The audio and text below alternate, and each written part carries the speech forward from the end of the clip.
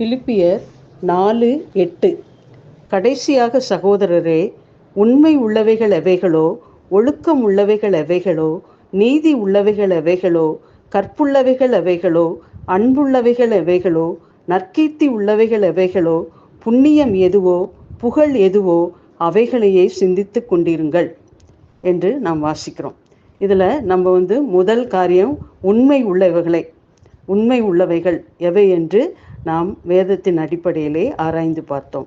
அடுத்தது இரண்டாவதாக ஒழுக்கம் உள்ளவைகள் என்பதை நாம் வேதத்தின் அடிப்படையில், வேத வசனத்தின் அடிப்படையில் ஆராய்ந்து பார்ப்போம். ஒழுக்கம் உள்ளவைகள், ஒழுக்கம் என்பதன் பொருள் எதை சொல்லலாம்னா நேர்மையாய் நடப்பதை சொல்லலாம்.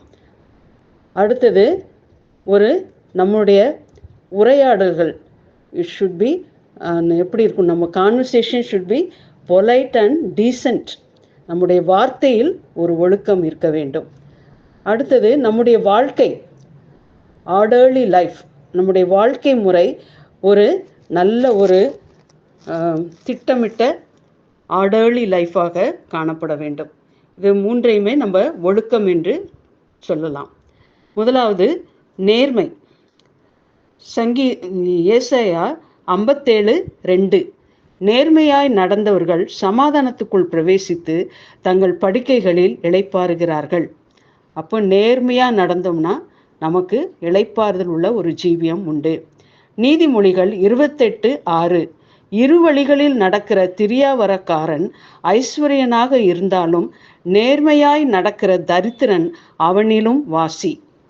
ரெண்டு வழியில நடக்கிறது திரியாவரக்காரன் அவன் எவ்வளோதான் ஐஸ்வர்யனாக இருந்தாலும் நேர்மையாய் நடக்கிற தரித்திரன் அவனை காட்டிலும் மேன்மை உள்ளவன் என்று நாம் இங்கு வாசிக்கிறோம். அடுத்தது 1 ராஜாக்கள் 3:6. அதற்கு சாலமோன், என் தகப்பனாகிய தாவீது உம்மை பற்றி உண்மையும் நீதியும் மன நேர்மையுமாய் உமக்கு முன்பாக நடந்தபடியே தேவரீர் அவருக்கு பெரிய கிருபை செய்தீர். இங்கே தன் தகப்பன் சாலமோன் என் தகப்பனாகிய தாவீதை பற்றி அவர் எப்படி நடந்தார் என்பதை பற்றி சொல்கிறார். எப்படி இருந்தாரா? உண்மையும் நீதியும் மன நேர்மையுமாய் உமக்கு முன்பாக நடந்தபடியினால் நீர் அவருக்கு கிருபை செய்தீர், பெரிய கிருபை செய்தீர் என்று அவரை குறித்து நல்ல ஒரு அறிக்கை சொல்கிறான். அடுத்தது நேர்மையான சாட்சியுள்ள ஜீவியமும் வேண்டும். அப்போஸ்தலர் 6:5. நற்சாட்சி பெற்ற 7 பேரை உங்களில் தெரிந்து கொள்ளுங்கள். ஸ்தேவான் நற்சாட்சி பெற்றிருந்தான். அவங்களுடைய நடக்கையை பார்த்து மற்றவர்கள் நல்ல சாட்சி கொடுக்க வேண்டும். அப்படிப்பட்ட 7 பேரை தான் உங்களில் தெரிந்து கொள்ளுங்கள் என்று சொன்னார். அதே போல ஸ்தேவானை அவன் நற்சாட்சி பெற்றிருந்தபடியால் அவன் தெரிந்து கொள்ளப்பட்டான். நேர்மையான நடக்கை வேண்டும். ரோமர் 13:13. களியாட்டும் வெறியும் வேசித்தனமும் காம விகாரமும் வாக்குவாதமும் பொறாமையும் உள்ளவர்களாய் நடவாமல் பகலில் நடக்கிறவர்கள் போல சீராய் நடக்க கடவோம். நம்முடைய நடக்கை சீராக இருக்கணும். பகலில் நடக்கிறவர்களைப் போல. இதெல்லாம் அந்தகார இருளில் செய்யப்படுகிற கிரியைகள். இந்த இருளின் கிரியையெல்லாம் அகற்றிவிட்டு நம்ம பகலில் நடக்கிறவர்களைப் போல சீராய் நடக்க வேண்டும் என்று பார்க்கிறோம். ரோமர் 12:17. ஒருவனுக்கும் தீமைக்கு தீமை செய்யாதிருங்கள். எல்லா மனுஷருக்கு முன்பாக யோக்கியமானவைகளை செய்ய நாடுங்கள். அப்போ யோக்கியமானவை, அயோக்கியமும் இருக்கு, யோக்கியம் இருக்கு. இப்போ யோக்கியமானவைகளை செய்கிறவங்க தான் யாரு? ஒழுக்கம் உள்ளவர்கள் தான் யோக்கியமானவைகளை செய்வார்கள், அயோக்கியமானவைகளை செய்ய மாட்டார்கள் என்று நாம் வாசிக்கிறோம். 2 கொரிந்தியர் 8:21. கர்த்தருக்கு முன்பாக மாத்திரமல்ல மனுஷருக்கு முன்பாகவும் யோக்கியமானவைகளை செய்ய நாடுகிறோம். கர்த்தருக்கு முன்பாக மட்டுமல்ல, மனுஷருக்கு முன்பாகவும் நம்ம எப்படி இருக்கணும்? நம்மை குறித்து அவர்கள் சாட்சி சொல்லணும். யோக்கியமானவைகளை செய்ய நாட வேண்டும். அதுதான் அது ஒரு ஒழுக்கமாகும். இந்த நேர்மையாய் நடக்கிறவர்கள் எல்லாவற்றிலும் நம்முடைய நடக்கை நேர்மையாக காணப்பட வேண்டும். இருளின் கிரியையெல்லாம் நீக்கிவிட்டு பகலில் நடக்கிறவர்களாக சீராய் நடக்க வேண்டும் என்று நாம் பார்த்தோம். யாருக்கும் தீமைக்கு தீமை செய்யக்கூடாது. யோக்கியமானவர்களாக யோக்கியமானவைகளை செய்யத்தான் நாம் நாட வேண்டும் என்று நாம் பார்த்தோம். இதுதான் நேர்மை. ஒழுக்கம் என்பது நேர்மையையும் காட்டுகிறது. அடுத்தது 1 பேதுரு 2:12. இதில் நம்முடைய உரையாடல், our conversation should be polite and decent. நம்ம பேச்சு எப்படி இருக்கணும்? வெரி டீசெண்டாக இருக்கணும், தாழ்மை உள்ளவர்களாக, வெகு டீசெண்டாக பேசணும். 1 பேதுரு 2:12. புறஜாதியாருக்கு முன்பாக நல் நடக்கை உள்ளவர்களாய் நடந்து கொள்ளுங்கள் என்று உங்களுக்கு புத்தி சொல்லுகிறேன். மற்றவங்க முன்பாக நல்ல நடக்கையை நம்ம காட்டணும். நீதிமொழிகள் 11:16. நல்லொழுக்கமுள்ள ஸ்திரீ தன் மானத்தை காப்பாள் என்று வாசிக்கிறோம். அப்போ நல்ல ஒழுக்கம் உள்ளவ தான் எப்படி இருப்பா? மானமுள்ள ஸ்திரீயாக காணப்படுவார், தன் மானத்தை கவனமாய் காத்து கொள்வார் என்று பார்க்கிறோம். 1 கொரிந்தியர் 14:40. சகலமும் நல்லொழுக்கமாயும் கிரமமாயும் செய்யப்பட கடவது. ஆகாத சம்பாஷணைகள் நல்லொழுக்கங்களை கெடுக்கும் என்று நாம் வாசிக்கிறோம். அப்போ நம்முடைய சம்பாஷணைகள், ஆகாத சம்பாஷணைகள் நல்ல ஒழுக்கங்களை கெடுத்துவிடும். அதனால நம்முடைய conversation should be very polite and decent என்று பார்க்கிறோம். அப்போ அதுலேயும் நம்ம ஒரு ஒழுக்கம் காணப்பட வேண்டும். அடுத்தது ஆர்டர்லி லைஃப். நம்முடைய வாழ்க்கையில் ஒரு ஆர்டர் இருக்கணும். எல்லாத்துலேயுமே ஒரு முறை, நல்ல முறையில் ஜீவிக்க வேண்டும். 2 தெசலோனிக்கேயர் 3:6. மேலும் சகோதரரே, எங்களிடத்தில் ஏற்றுக்கொண்ட முறைமையின்படியே நடவாமல் ஒழுங்கற்று நடக்கிற எந்த சகோதரனையும் நீங்கள் விட்டு விலக வேண்டும் என்று நம்முடைய கர்த்தராகிய இயேசு கிறிஸ்துவின் நாமத்தினாலே உங்களுக்கு கட்டளையிடுகிறோம். அப்போ சபையில் ஒழுங்கற்று நடக்கிறவர்களை எந்த சகோதரனையும் விட்டு விலக வேண்டும். அவங்க கூட சேர்ந்தோம்னா நம்மளும் நம்முடைய ஒழுக்கம் உள்ள வாழ்க்கையும் சீர்குலைந்து விடும். அதனால ஒழுங்கற்று திரிகளோடு சேர்ந்து இருக்கக்கூடாது, அவர்களை விட்டு விலக வேண்டும் என்று வாசிக்கிறோம். 2 தெசலோனிக்கேயர் 3:11. உங்களில் சிலர் யாதொரு வேலையும் செய்யாமல் வீண் அலுவற்காரராய் ஒழுங்கற்று திரிகிறார்கள் என்று கேள்விப்படுகிறோம். இது என்னது? சோம்பேறியா ஒரு வேலையும் செய்யாம அங்கேயும் இங்கேயும் அலையிறது. வீண் அலுவற்காரராய் ஒழுங்கற்று திரிகிறார்கள் என்று கேள்விப்படுகிறோம் என்று 2 தெசலோனிக்கேயர் 3:11 வாசிக்கிறோம். அதனால நம்ம வீண் அலுவற்காரர்களாக சும்மா அங்கேயும் இங்கேயும் அலைந்து திரியக்கூடாது. அதுவுமே ஒரு ஒழுக்கமில்லாத ஒரு வாழ்க்கையாகும். They are lazy, not working and walking disorderly. They are lazy, சோம்பேறியாக இருப்பாங்க, அதனால் ஒரு வேலையும் செய்யாமல் இருக்கிறாங்க. அடுத்தது அதனால் என்ன பண்ணுறாங்க? ஒரு வேலையும் செய்யாதனால அவங்களுடைய எண்ணமும் ஒழுங்கற்று இருக்கிறது, அதனால் ஒழுங்கற்று திரிகிறார்கள் என்று வாசிக்கிறோம். Not walking according to the order of apostles. They are indecent people. எப்போ அப்போஸ்தலருடைய அந்த ஐக்கியத்திலிருந்து அவர்களுடைய வாழ்க்கையை அவர்களுடைய உபதேசத்தின்படி நடக்க வேண்டும். அந்த உபதேசத்தின்படி நடக்காவிட்டால் நம்மளுடைய என்ன வாழ்க்கை வாழ்கிறோம்? Disordered life. Our life will be disordered. Indecent பீப்புளாக காணப்படுவோம் என்று வாசிக்கிறோம். அதனால அப்போஸ்தல உபதேசம், நம்ம கேட்குற உபதேசத்தின்படி நம்ம ஜீவிக்க கவனமாக இருக்க வேண்டும். 1 தெசலோனிக்கேயர் 5:14. மேலும் சகோதரரே, நாங்கள் உங்களுக்கு போதிக்கிறது என்னவென்றால் ஒழுங்கில்லாதவர்களுக்கு புத்தி சொல்லுங்கள். அப்போ என்ன செய்யணும்? நம்ம ஒழுங்காக நடந்தோம்னா மற்றவர்களுக்கு, ஒழுங்கில்லாமல் நடக்கிறவர்களுக்கு அமைதலாக நம்ம என்ன செய்யணும்? சாந்தமுள்ள ஆவியோடு அவர்களுக்கு புத்தி சொல்ல வேண்டும். சாந்தமும் அமைதலுள்ள ஆவி அதற்கு தேவை. அப்போதான் நம்ம புத்தி சொல்ல முடியும். எசேக்கியேல் 43:11. ஆலயத்தின் எல்லா ஒழுங்குகளையும் அதனுடைய எல்லா முறைமைகளையும் கைக்கொண்டு அவைகளின்படி செய்யும்படி அதை அவர்கள் கண்களுக்கு முன்பாக எழுதிவை. ஆலயத்துக்கு ஒரு ஒழுங்கு இருக்கு, சபைக்கும் ஒரு ஒழுங்கு காணப்படுகிறது. அந்த ஒழுங்கை நம்ம ஒழுங்கின் முறைமையாக கை கொண்டு நடக்கணும். இல்லாட்டி அந்த ஒழுக்க முறைமைகளை நாம் எழுதி வைக்கணும். அதை பார்த்து எல்லா விசுவாசிகளும் அதன்படி நடக்க கடமைப்பட்டிருக்கிறார்கள். அப்படிதான் நம் ஒழுக்கத்தை கடைபிடிக்க வேண்டும். பிலிப்பியர் 3:16 ஆகிலும் நாம் எதுவரையில் தேறியிருக்கிறோமோ அது முதல் ஒரே ஒழுங்காய் நடந்து கொண்டு ஒரே சிந்தையாய் இருப்போமாக. கொலோசியர் நாம் எதுவரையில் கற்றிருக்கிறோமோ அது வரைக்கும் என்ன செய்யணும்? அந்த கற்றதுக்கு ஒழுக்கமாக நடக்க வேண்டும். கொலோசியர் 2:15 சரீரத்தின்படி நான் தூரமாய் இருந்தாலும் ஆவியின்படி உங்களுடனே கூட இருந்து உங்கள் ஒழுங்கையும் உங்கள் விசுவாசத்தின் உறுதியையும் பார்த்து சந்தோஷப்படுகிறேன் என்று வாசிக்கிறோம்.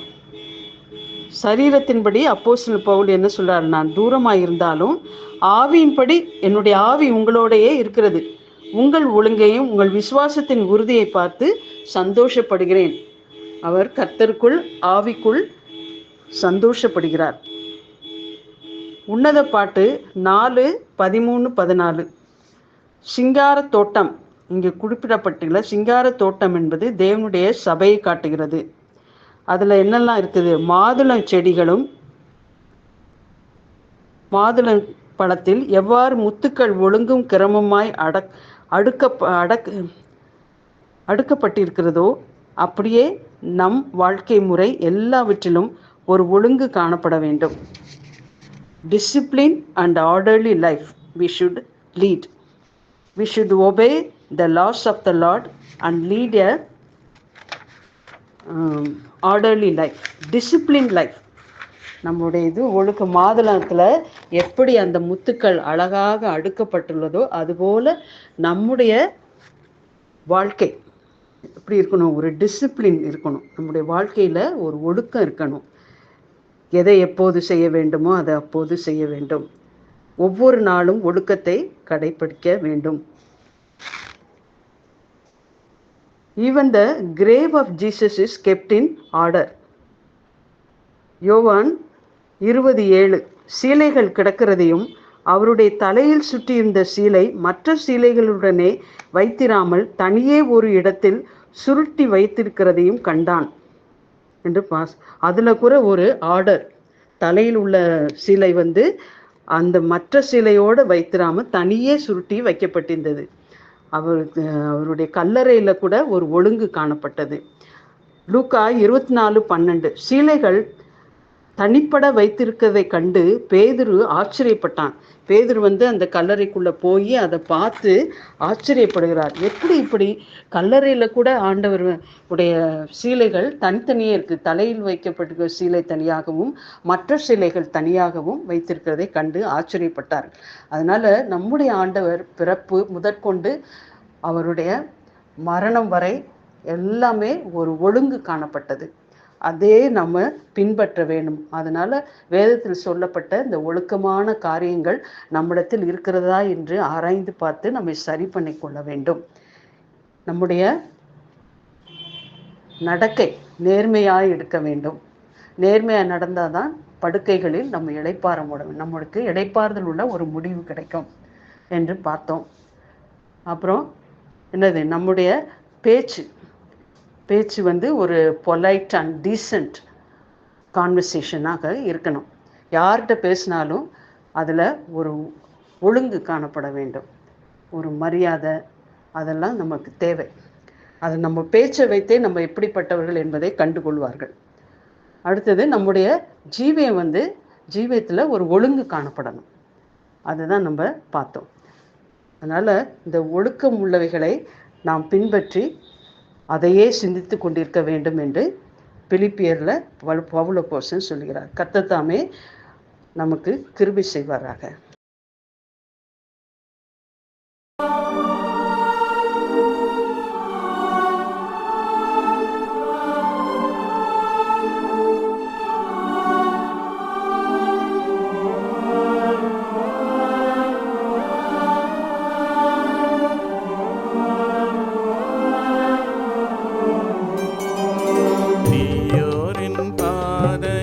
செல்லாமலும் துன்மார்க்க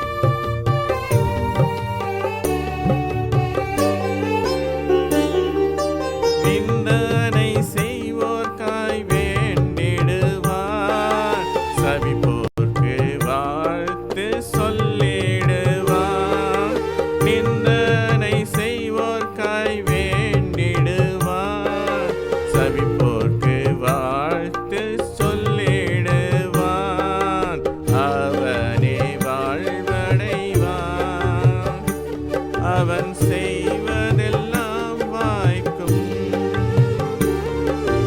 அவனே வாழ்வடைவான். அவன் செய்வதெல்லாம் வாய்க்கும். தீயோரின் பாதையில் செல்லாமலும் துன்மார்க்கர் வழியினில் நில்லாமலும், தீயோரின் பாதையில் செல்லாமலும் துன்மார்க்கர் வழியினில் நில்லாமலும் இருப்போன் வாழ்வடைவான். அவன்